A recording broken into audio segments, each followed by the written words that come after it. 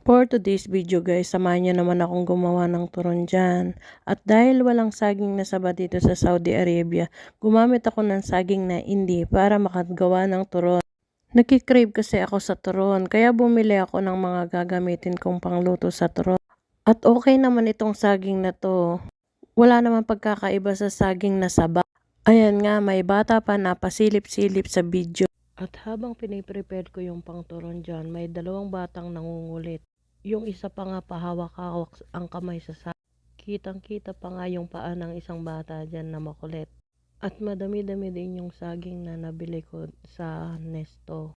At yung pambalot nga pala ng turon ang gamit ko dyan ay yung sambula.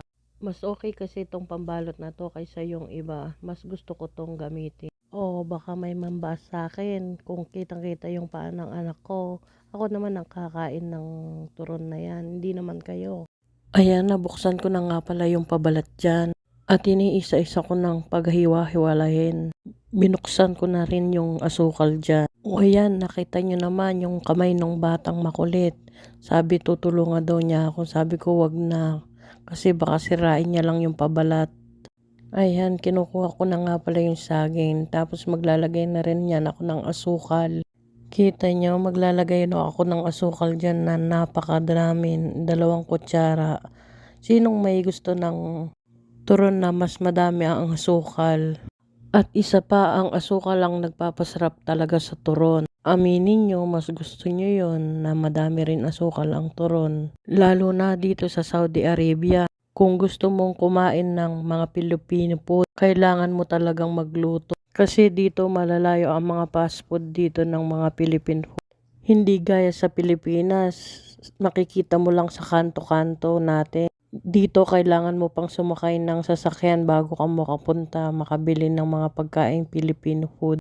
Kaya magtitiis ka talaga kung gusto mo talagang kumain ng cravings mo. O yan, natapos ko na nga palang balutin yung turon dyan.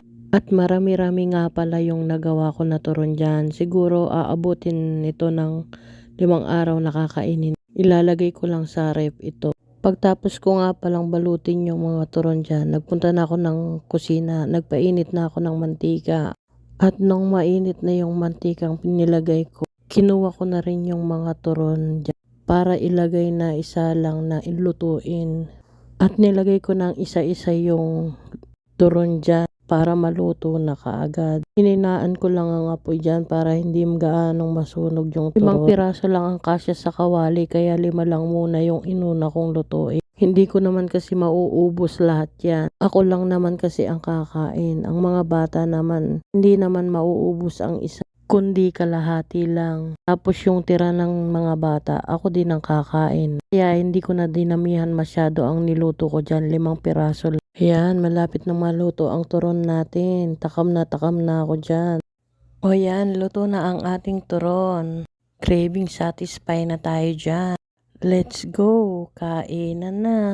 At sa mga nanood po ng bidyong ito, paki-follow and share na po ang aking video. Maraming salamat po. Thank you for watching.